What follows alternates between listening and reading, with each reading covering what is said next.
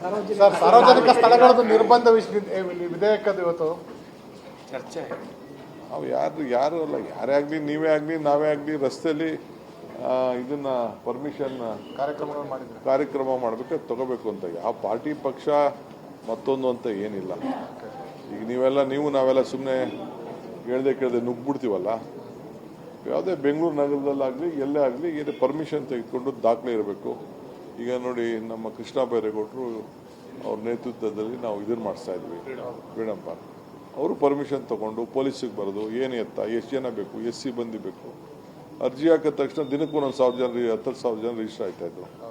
ಅದಕ್ಕೆಲ್ಲ ಒಂದು ಲೆಕ್ಕಾಚಾರ ಇರಬೇಕಲ್ಲ. ಅದಕ್ಕೆ ನಾವೆಲ್ಲರೂ ಲೆಕ್ಕ ಇಟ್ಕೊಳ್ಳಿ ಅಂತ ಹೇಳ್ತಾ ಇದ್ದೀವಿ ಹೊರತು ಬೇರೆ ಏನೇನಿಲ್ಲ. ಸರ್, ಸಾರ್ವಜನಿಕ ಸ್ಥಳಗಳದ್ದು ನಿರ್ಬಂಧ ವಿಧೇಯಕದ ಇವತ್ತು ಚರ್ಚೆ. ನಾವು ಯಾರು ಅಲ್ಲ, ಯಾರೇ ಆಗಲಿ, ನೀವೇ ಆಗಲಿ, ನಾವೇ ಆಗಲಿ ರಸ್ತೆಯಲ್ಲಿ ಇದನ್ನ ಪರ್ಮಿಷನ್ ಕಾರ್ಯಕ್ರಮ ಮಾಡಬೇಕು, ತಗೋಬೇಕು ಅಂತ. ಯಾವ ಪಾರ್ಟಿ ಪಕ್ಷ ಮತ್ತೊಂದು ಅಂತ ಏನಿಲ್ಲ. ಈಗ ನಾವೆಲ್ಲ ಸುಮ್ಮನೆ ಕೇಳದೆ ನುಗ್ಬಿಡ್ತೀವಲ್ಲ. ಯಾವುದೇ ಬೆಂಗಳೂರು ನಗರದಲ್ಲಾಗಲಿ ಎಲ್ಲೇ ಆಗಲಿ ಏನು ಪರ್ಮಿಷನ್ ತೆಗೆದುಕೊಂಡು ದಾಖಲೆ ಇರಬೇಕು. ಈಗ ನೋಡಿ, ನಮ್ಮ ಕೃಷ್ಣ ಬೈರೇಗೌಡರು ಅವ್ರ ನೇತೃತ್ವದಲ್ಲಿ ನಾವು ಇದನ್ನು ಮಾಡಿಸ್ತಾ ಇದ್ವಿ, ಫ್ರೀಡಂ ಪಾರ್ಕ್. ಅವರು ಪರ್ಮಿಷನ್ ತೊಗೊಂಡು ಪೊಲೀಸಿಗೆ ಬರೋದು, ಏನು ಎಷ್ಟು ಜನ ಬೇಕು, ಎಷ್ಟು ಸಿಬ್ಬಂದಿ ಬೇಕು, ಅರ್ಜಿ ಹಾಕಿದ ತಕ್ಷಣ ದಿನಕ್ಕೂ 1,000 ಜನ 10,000 ಜನ ರಿಜಿಸ್ಟರ್ ಆಗ್ತಾಯಿದ್ರು. ಅದಕ್ಕೆಲ್ಲ ಒಂದು ಲೆಕ್ಕಾಚಾರ ಇರಬೇಕಲ್ಲ.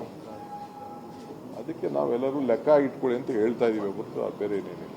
ಸರ್, ಸಾರ್ವಜನಿಕ ಸ್ಥಳಗಳದ್ದು ನಿರ್ಬಂಧ ವಿಧೇಯಕದ ಇವತ್ತು ಚರ್ಚೆ. ನಾವು ಯಾರು ಅಲ್ಲ, ಯಾರೇ ಆಗಲಿ, ನೀವೇ ಆಗಲಿ, ನಾವೇ ಆಗಲಿ ರಸ್ತೆಯಲ್ಲಿ ಇದನ್ನ ಪರ್ಮಿಷನ್ ಕಾರ್ಯಕ್ರಮ ಮಾಡಬೇಕು, ತಗೋಬೇಕು ಅಂತ. ಯಾವ ಪಾರ್ಟಿ ಪಕ್ಷ ಮತ್ತೊಂದು ಅಂತ ಏನಿಲ್ಲ. ಈಗ ನಾವೆಲ್ಲ ಸುಮ್ಮನೆ ಕೇಳದೆ ನುಗ್ಬಿಡ್ತೀವಲ್ಲ. ಯಾವುದೇ ಬೆಂಗಳೂರು ನಗರದಲ್ಲಾಗಲಿ ಎಲ್ಲೇ ಆಗಲಿ ಏನು ಪರ್ಮಿಷನ್ ತೆಗೆದುಕೊಂಡು ದಾಖಲೆ ಇರಬೇಕು. ಈಗ ನೋಡಿ, ನಮ್ಮ ಕೃಷ್ಣ ಬೈರೇಗೌಡರು ಅವ್ರ ನೇತೃತ್ವದಲ್ಲಿ ನಾವು ಇದನ್ನು ಮಾಡಿಸ್ತಾ ಇದ್ವಿ, ಫ್ರೀಡಂ ಪಾರ್ಕ್. ಅವರು ಪರ್ಮಿಷನ್ ತೊಗೊಂಡು ಪೊಲೀಸಿಗೆ ಬರೋದು, ಏನು ಎಷ್ಟು ಜನ ಬೇಕು, ಎಷ್ಟು ಸಿಬ್ಬಂದಿ ಬೇಕು, ಅರ್ಜಿ ಹಾಕಿದ ತಕ್ಷಣ ದಿನಕ್ಕೂ 1,000 ಜನ 10,000 ಜನ ರಿಜಿಸ್ಟರ್ ಆಗ್ತಾಯಿದ್ರು. ಅದಕ್ಕೆಲ್ಲ ಒಂದು ಲೆಕ್ಕಾಚಾರ ಇರಬೇಕಲ್ಲ. ಅದಕ್ಕೆ ನಾವೆಲ್ಲರೂ ಲೆಕ್ಕ ಇಟ್ಕೊಳ್ಳಿ ಅಂತ ಹೇಳ್ತಾ ಇದ್ದೀವಿ ಹೊರತು ಬೇರೆ ಏನೇನಿಲ್ಲ. ಸರ್.